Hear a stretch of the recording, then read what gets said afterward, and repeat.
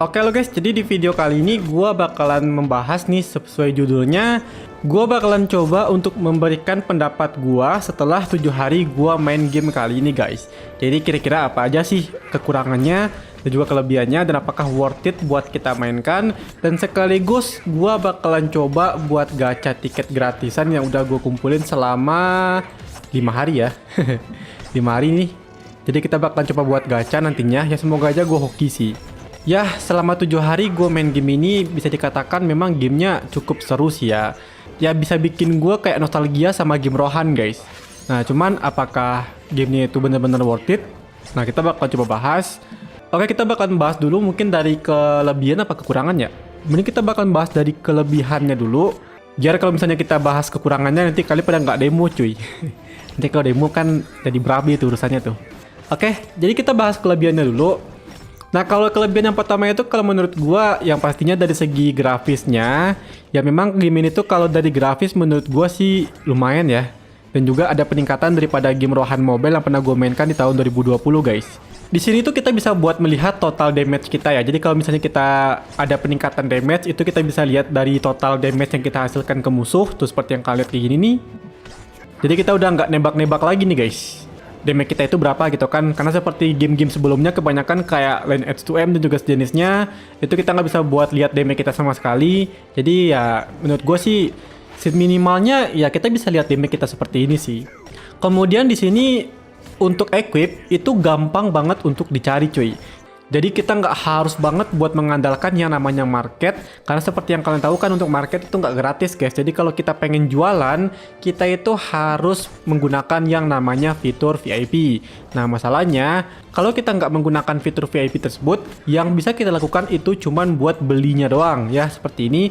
Ya kalau misalnya kita pengen beli tapi tanpa jualan, kita mau dapat ruby dari mana guys? Kalau misalnya kita top up, ya mending kita beli sekalian yang sama VIP-nya gitu kan.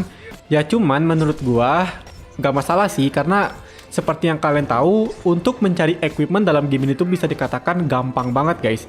Kita tinggal hunting seperti ini nih. Jadi kita tinggal hunting doang di tempat-tempat kayak gini.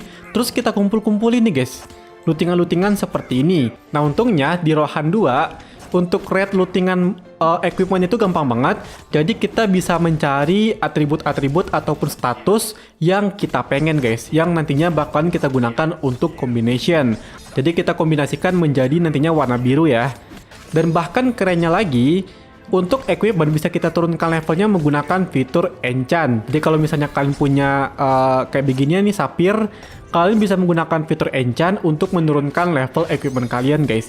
Jadi misalnya nanti kalau misalnya levelnya udah lambat banget buat naiknya, misalnya di sini kita level 65 gitu kan, terus levelnya itu udah lama banget naiknya guys. Nah, kita bisa menggunakan fitur enchant tadi untuk menurunkan level equipment kita, biar kita bisa menggunakan equipment level 70 dengan cepet guys. Jadi untuk build karakter dalam game ini tuh walaupun tanpa top up sekalipun ataupun harus beli market seperti ini, itu bisa banget guys. Ya cuman paling bedanya itu kalau misalnya kita nggak hoki, ya kita bakalan butuh waktu lama banget untuk bisa membuild karakter kita guys. Karena seperti yang kalian tahu, untuk membuat equipment itu nggak ngasal-ngasalan dalam game kali ini guys. Kita itu harus fokus ke 2 atribut aja. Misalnya kayak gua. Di sini tuh gua rencananya bakalan fokus untuk meningkatkan increase damage ke monster sama damage ke boss guys. Nah jadi gua harus banget untuk mencari equipment yang ada 2 status ini, biar kalau kita kombinasikan maka yang naik cuman 2 status ini doang cuy. Dan itu bakalan butuh waktu lama banget, karena untuk mencari equipment yang punya status seperti ini itu susah banget guys. Apalagi kita itu harus carinya yang ungu ke atas ya. Karena kalau kita mencarinya itu yang biru ataupun yang hijau itu nggak berguna sama sekali, apalagi yang putihnya. Jadi yang kita cari itu adalah yang warna ungu ke atas. Di sini gue udah ngumpulin beberapa sih ya, tuh kayak gini. Jadi ya ada sedikit merah-merah kayak gini gitu kan. Terus yang seperti ini, ya lumayan lah ya untuk free to play kalau kata gue. Nah kemudian hampir semua currency dalam game ini bisa kita dapatkan secara gratis guys. Jadi baik itu ruby, sapphire dan juga goldnya bisa kita dapatkan secara gratis. Ya kalau buat ruby ya pastinya kita dapatkannya itu dari market gitu kan. Kemudian kalau untuk sapphire itu kita bisa beli menggunakan ruby. Di sini guys, nah ini dia. Jadi kita bisa membeli 150 sapphire dengan menukarkan sekitar hampir 67 ruby. Ya, menurut gue sih worth it nggak worth it sih, tergantung kalian. Kalau misalnya kalian butuh banget sapphire ya silakan tukar-tukar aja cuy. Kemudian untuk cari cuan dalam game ini bisa dikatakan gampang banget buat para petani. Cuman masalahnya kita di sini kan nggak bisa ngebot ya, karena kalau kita pengen ngebot dan jualan item, kita itu butuh banget yang namanya premium guys, kayak gini. Sedangkan kalau kita nggak pakai premium ya sama aja sama bohong ya. Buat apa juga kita bikin tuyul, bikin bot, kalau ujung-ujungnya nggak bisa buat jualan guys. Jadi kalau misalnya kalian pengen ngebot atau pengen punya banyak akun, kalian harus membeli yang namanya fitur premium di setiap akun kalian ya. Tapi di sini kalau kita jualan item-item yang kayak gini tuh gampang buat lakunya sih guys, yang ada atribut-atribut keren kayak gini ya. Jadi bisalah buat cari-cari ruby terus kita jadikan rupiah ataupun kita jadikan ke yang lainnya. Oke, yang terakhir menurut gua di game ini tuh beda sama game yang lain yang sejenis. Di sini ada sistem yang namanya potion MP guys. Jadi ini dia. Ya setidaknya di sini kita nggak mikir-mikir lagi ya harus naikin MP recovery lah gitu kan. Kemudian MP tick atau juga sejenisnya lah. Kita nggak mikirin buat kehabisan ataupun kebocoran MP lagi guys. Karena di sini kita udah bisa menggunakan yang namanya MP potion. Jadi mau sebanyak apapun skill yang kalian gunakan, itu nggak bakal berpengaruh sama kebocoran MP kalian guys. Oke, untuk kelebihannya gitu aja. Sekarang kita bakalan bahas untuk kekurangannya nih cuy. Jadi untuk kekurangannya menurut gua, yang paling jelasnya itu adalah kalau di sini tuh untuk bertarungnya itu atau battlenya masih sedikit kaku ya kalau kata gua, dan bahkan bisa dikatakan kayak masih 11-12 sama Rohan Mobile yang pernah gua mainkan di tahun 2020 dulu guys. Jadi ya masih sedikit kaku tuh kalian lihat.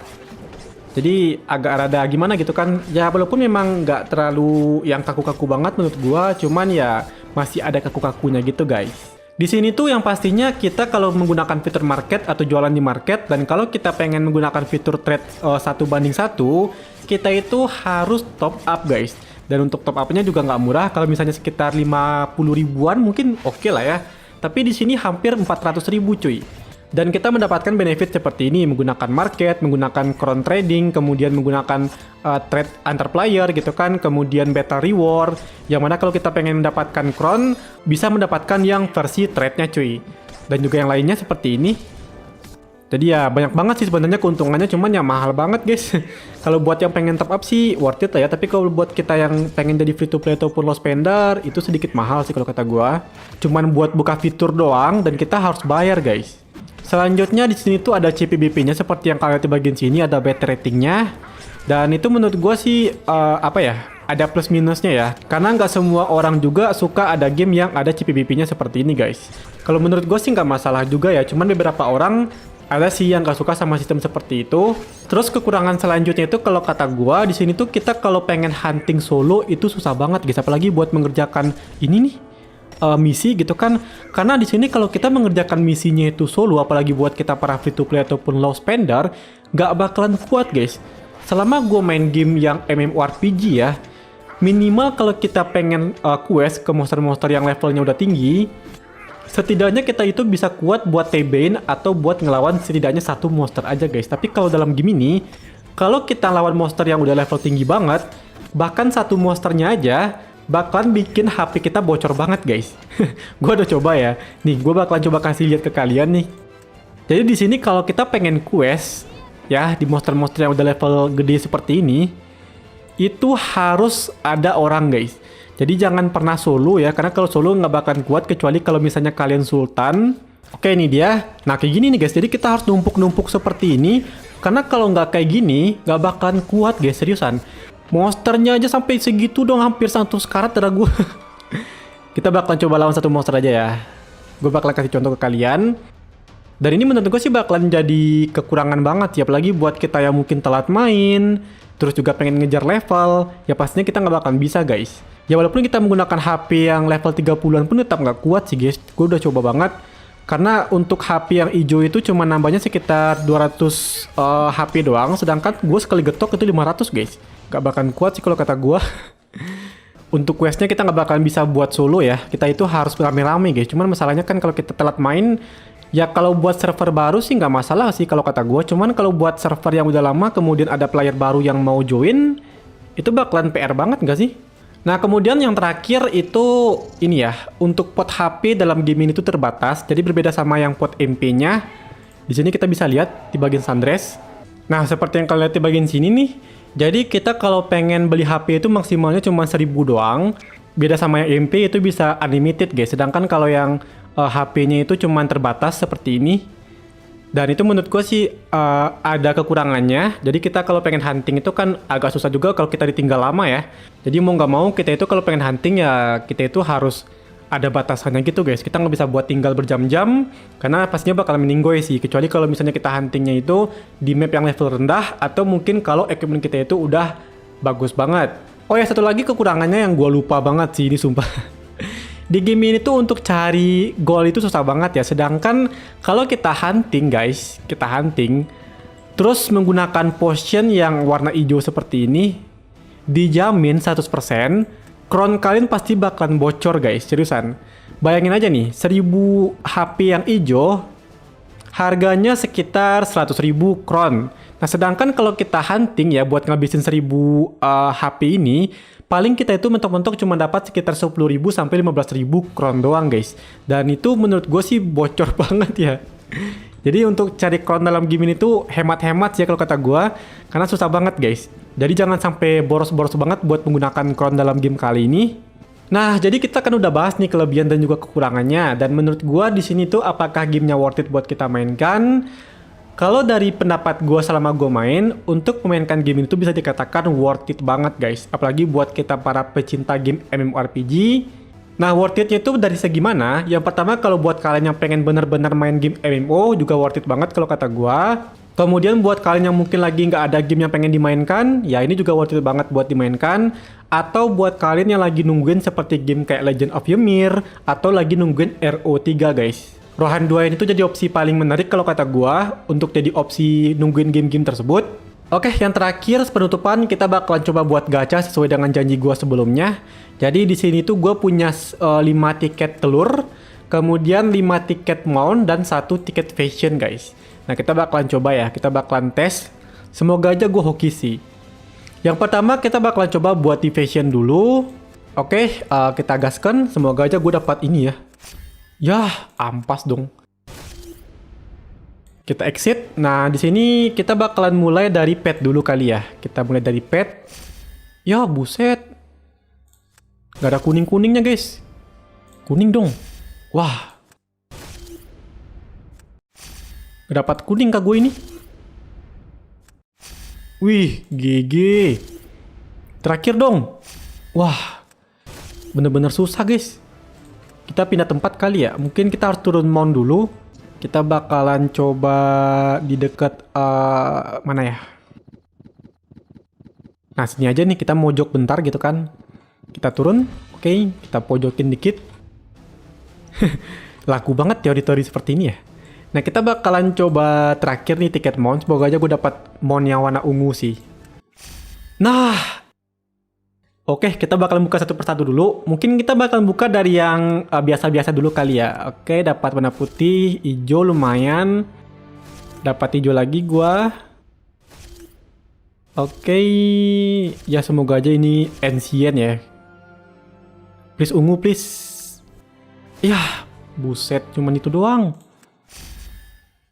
Aduh. Padahal gua udah ngarap banget tuh, guys. Kita gaskan lagi. Yah, nggak dapat sini kalau kata gue. Oke. Nggak dapat guys. Buset. Ngampas banget hoki gue ya. Yaudah guys, kira-kira seperti itu aja untuk video kita kali ini. Kalau misalnya kalian punya pertanyaan, silahkan di kolom komentar aja. Dan seperti biasa, jangan lupa untuk like dan juga subscribe. Dan sampai jumpa lagi di video berikutnya. Bye-bye.